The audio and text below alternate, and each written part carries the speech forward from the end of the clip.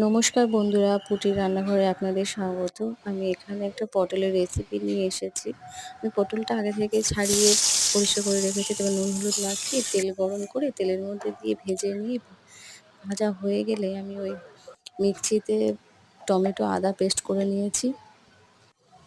Paste করা হয়ে গেলে একটু তেল দিয়েছি কড়াইতে, কালো জিরে শুকনো লঙ্কা ফোড়ন দিয়ে ওই আদা পেস্ট টমেটোটা দিয়ে দিয়েছি তেলের ভিতরে।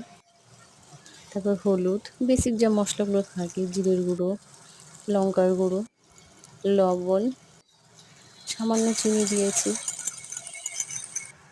দিয়ে ভাজা ভাজা হয়ে গেলে তেল ছেড়ে দিয়ে সামান্য একটু গরম জল দিয়ে নাড়াচাড়া করে নিয়েছি।